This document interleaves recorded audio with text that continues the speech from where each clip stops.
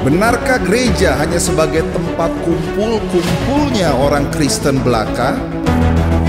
Atau hanya tempat untuk mencari berkat dan mendapatkan berkat? Atau hanya tempat untuk menenangkan jiwa sesaat? Atau hanya tempat untuk berdoa saja?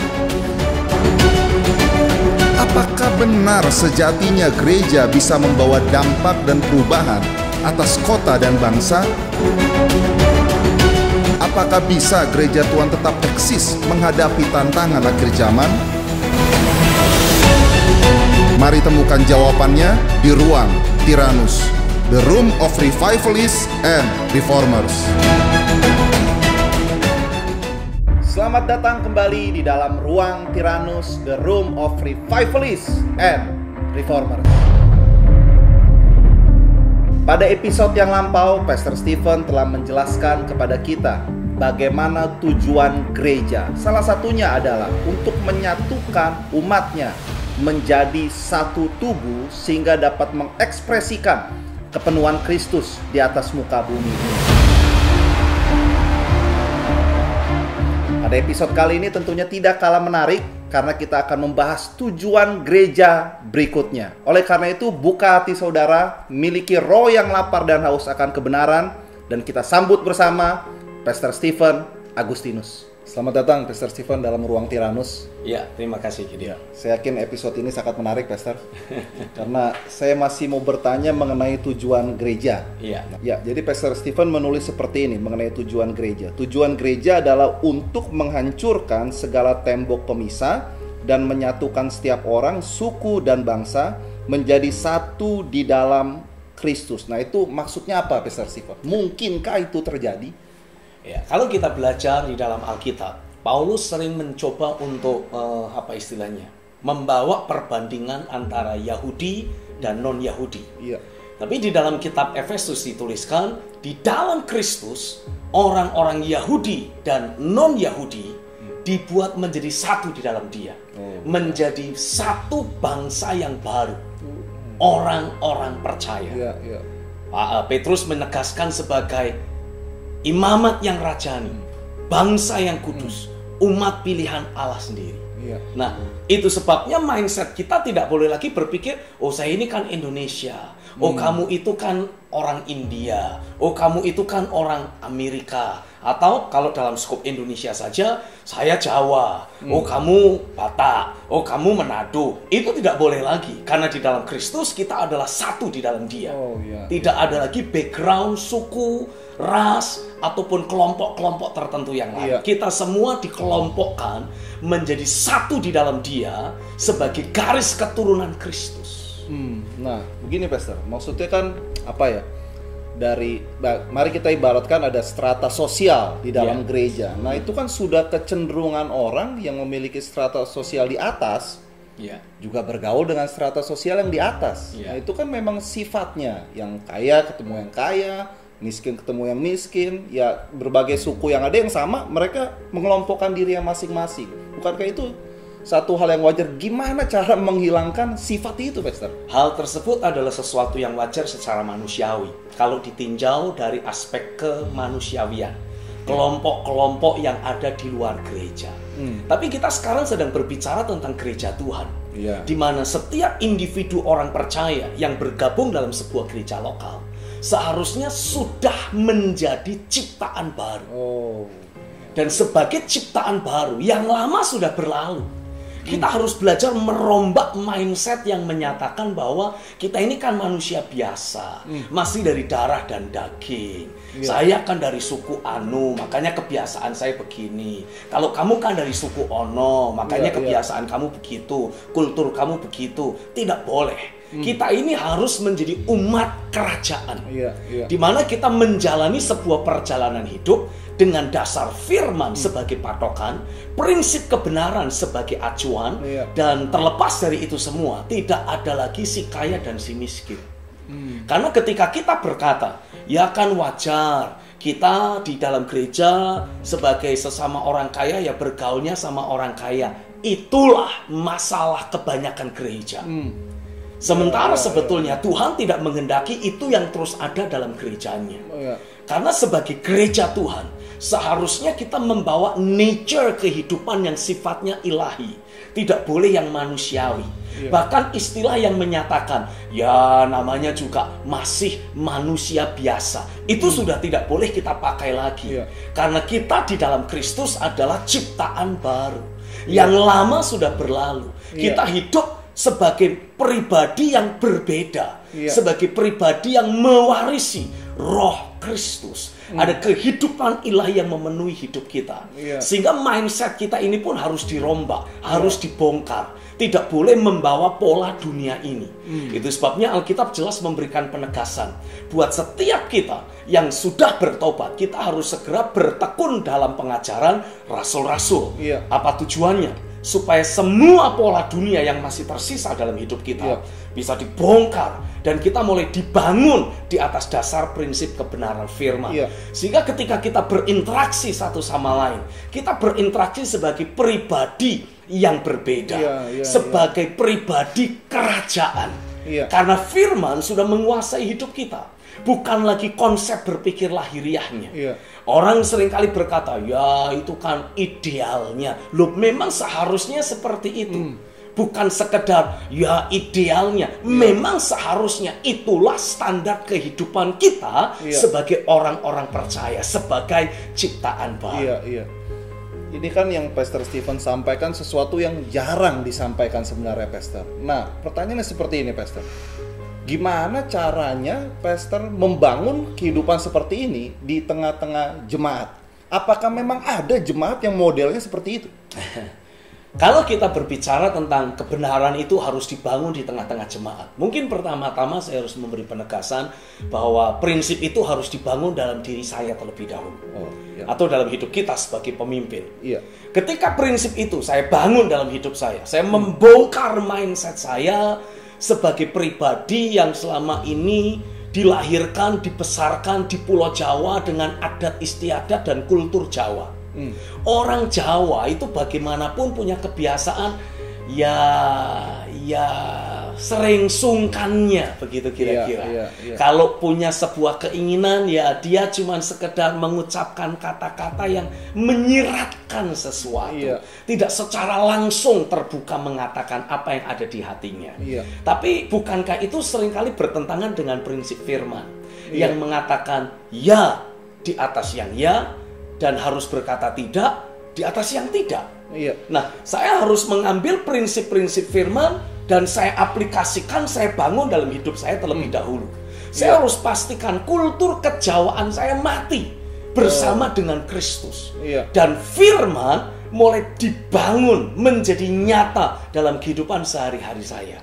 Saya harus pastikan itu. Tanpa saya memastikan hal tersebut terbangun secara real dalam kehidupan saya tidak akan pernah betul-betul bisa mengajar jemaat untuk hidup di atas firman dan tidak lagi dipengaruhi oleh aspek-aspek kemanusiawian ataupun aspek-aspek kultur lahiriah. Padahal itulah yang seringkali menjadi tempat bermain dari roh-roh dunia dalam kehidupan orang-orang percaya. Sehingga orang percaya tidak akan pernah memanifestasikan keberadaan Kristus secara utuh. Jadi Pastor Stephen ingin mengatakan bahwa jika hal tersebut sudah terbangun, maka tembok-tembok SARA di gereja itu juga akan runtuh. Harus diruntuhkan. Bagaimana mungkin kita sebagai gereja Tuhan akan bisa Tuhan pakai untuk menjadi contoh, menjadi model bagaimana kehidupan di dalam kerajaan sorga. Kalau kita sendiri masih terus terbagi-bagi dengan berbagai macam kelompok di dalam kelompok masyarakat. Mulai dari perbedaan suku, mulai dari perbedaan strata sosial. Yang satu berangkat ke gereja naik Alphard, yang lain berangkat naik angkot, dan mereka tidak bisa berdampingan duduknya. Yang naik Alphard ngumpul sama yang Alphard, yang naik angkot ngumpulnya sama yang angkot. Kalau yang naik angkot pengen ke kelompok yang naik Alphard, rasanya minder. Kalau yang Alpa dideketi yang naik angkot, rasanya takut dimanipulasi. Itu semua adalah sekat-sekat di dalam gereja yang selama ini berkembang biak dan mengakibatkan gereja Tuhan tidak pernah betul-betul memanifestasikan kemuliaan sorga. Belum lagi kalau di dalam pelayanan yang ada, si pendetanya berasal dari suku tertentu.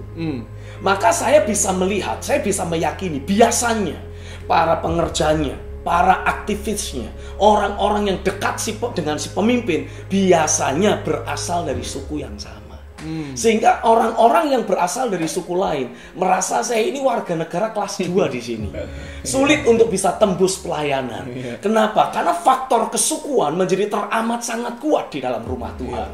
Nah, walaupun Yesus itu lahir dari suku Yehuda, orang Yahudi, tapi Yesus tidak pernah menjadikan dirinya menjadi Tuhan atas satu suku atau hanya atas satu bangsa saja. Karenanya saya mau kita belajar menyadari, tidak ada satupun dari antara bangsa-bangsa di atas muka bumi ini yang berhak untuk berkata saya lebih super dari yang lain. Karena walaupun kulit badan saya mungkin tidak seputih yang orang lain miliki, atau ada kulit tubuh orang lain yang kelihatannya lebih gelap daripada orang lain, maka tidak ada satupun dari kita yang bisa berkata, oh ras saya lebih unggul. No. Semua kita memiliki ras yang sama, ras manusia. Tapi ketika kita menjadi orang percaya, kita pun seharusnya menyadari bahwa kita hidup di dalam kondisi ras yang berbeda lagi. Apa itu? Ras ciptaan baru.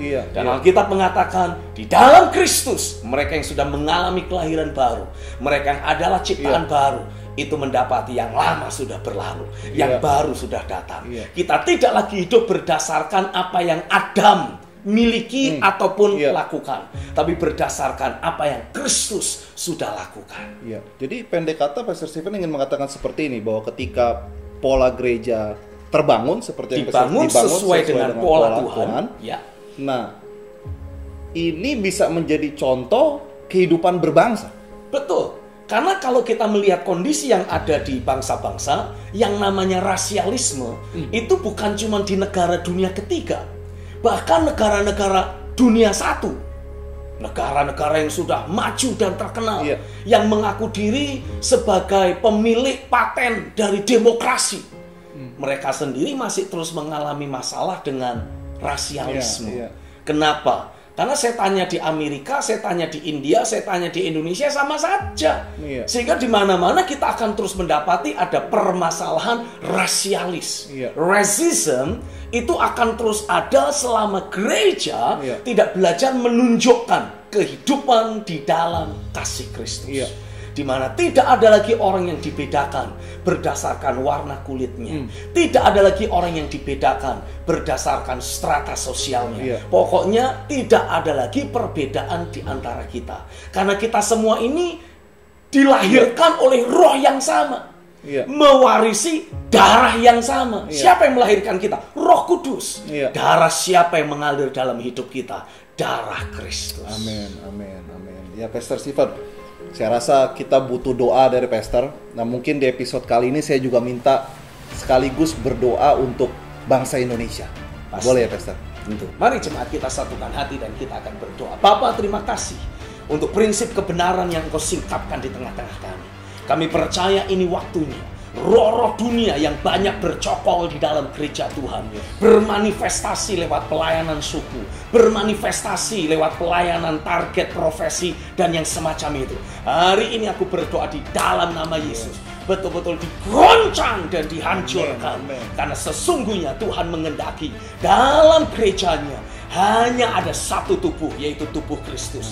Hanya ada satu kehidupan, yaitu kehidupan orang benar. Hanya ada satu hal yang Tuhan kehendaki. Tidak ada lagi pemisahan, tidak ada lagi perbedaan, tidak ada lagi sekat-sekat yang memisahkan antara setiap orang percaya. Hari ini aku berdoa, segala sekat-sekat diskriminasi, segala sekat-sekat strata sosial, aku hancurkan di dalam nama Yesus. Semua sekat-sekat suku aku cabut dari rumah Tuhan. Dan hari ini aku berdoa, biarlah kerajaan sorga di-establish di dalam rumahnya. biarlah realita kebenaran Tuhan nyata dalam kehidupan setiap kami. Tidak ada lagi satupun dari kami yang terus membawa roh rasialisme dalam kehidupan kami. Sebaliknya, semua kami dibawa untuk memanifestasikan kesatuan roh. Kesatuan roh di dalam Kristus. Itulah yang akan mulai termanifestasi. Tidak ada lagi si kaya, tidak ada lagi si miskin, tidak ada lagi orang dari suku A ataupun dari suku B. Semua itu dilebur menjadi satu di dalam Kristus. Terjadilah di dalam nama Yesus. Biar Tuhan terus bergerak, Tuhan terus bekerja, sehingga lewat gereja Tuhan ada contoh kehidupan, ada pola kehidupan yang kami bisa tunjukkan di antara bangsa-bangsa. Terjadilah di dalam nama Yesus. Ingat ini baik-baik. Indonesia memiliki sebuah filosofi dan falsafah hidup yang luar biasa. Bhinneka Tunggal Ika. Walaupun kita berbeda-beda, tetapi Tuhan membawa kita menjadi satu. Sampai sejauh ini, apa yang menjadi slogan dan semboyan kehidupan bangsa ini masih belum termanifestasi secara penuh. Hari ini saya memanggil engkau, hai orang-orang percaya, hai hamba-hamba Tuhan, hai pemimpin-pemimpin gereja. Ayo kita berikan contoh. Ayo kita berikan teladan kepada bangsa ini. Bagaimana seharusnya kita menjalankan kehidupan yang berbineka tunggal ika. Walaupun berbeda-beda strata sosial, walaupun berbeda-beda suku, tapi kita disatukan di dalam Kristus. Baik, Pastor Stephen, terima kasih buat hari ini. Sangat membangun saya yakin juga membangun pemirsa di rumah. Amin. Terima kasih, sampai ketemu lagi di episode yang akan datang. Tuhan memberkati, sampai ketemu lagi, and I love you. Sangat dahsyat dan luar biasa sekali apa yang telah Pastor Stephen jelaskan kepada kita. Saya yakin itu akan memberikan gambaran yang jelas bagaimana seharusnya gereja dibangun dan berdampak bagi kehidupan berbangsa. Oleh karena itu saya mendorong kita semua untuk memiliki buku Pola Gereja Akhir Zaman. Di sini saudara akan mendapatkan penjelasan yang lebih detail untuk membangunnya. Dengan cara saudara bisa menghubungi nomor telepon di bawah ini. 10 penelpon pertama akan mendapatkan 2 bonus sekaligus. Bonus yang pertama, saudara akan mendapatkan kumpulan doa, deklarasi, dan nubuatan dari Pastor Stephen Agustinus. Saya yakin itu akan membuat saudara bangkit dalam kuasa roh dan menaklukkan setiap permasalahan kehidupan yang ada. Bonus yang kedua, saudara akan mendapatkan full episode kali ini. Jadi, jangan tunggu lama-lama lagi. Segera hubungi nomor telepon di bawah ini dan dapatkan buku Pola Gereja Akhir Zaman. Bersama dengan saya Gideon, sampai jumpa kembali dalam episode berikutnya di dalam Ruang Tyrannus, The Room of Revivalists and Reformers.